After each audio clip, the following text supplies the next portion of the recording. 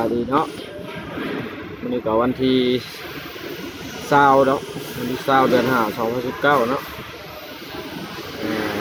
นี่จะมาแนะนำเว็บลงทุนเนาะ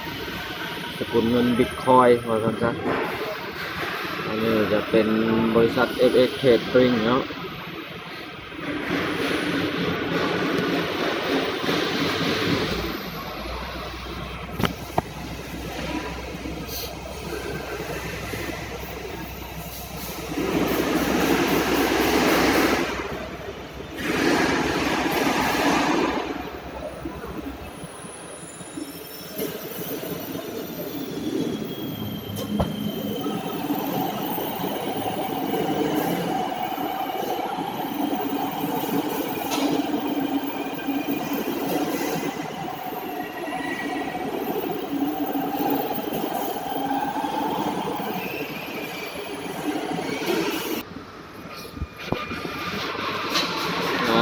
รีวิวเรื่องการลงทุนกับ FX อันนี้ค่อยลงแพ็กเกจ100เนาะบอท100ก็ได้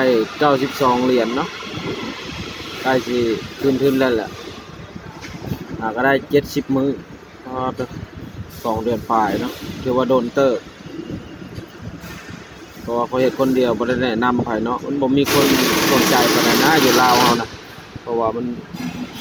มันยังบ่ทันได้เข้าถึงปานใดเพราะว่าคนลาวเขาก็เบิ่งคิดว่ามันเป็นไปบ่ได้เนาะอันนี้ข้อยก็ยังบ่เชื่อทำอิฐลองเฮ็ดเบิ่งซื่อๆก็มาก็ได้แท้เนาะ70มื้อได้อยู่ประมาณ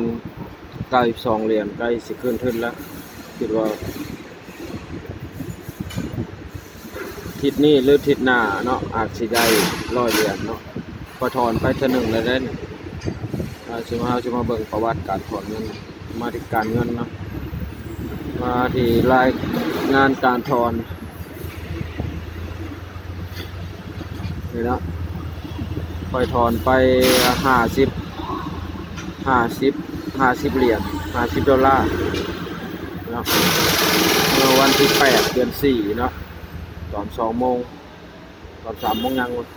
ประมาณแล้วเงินก็เข้าเรียบร้อยแล้ว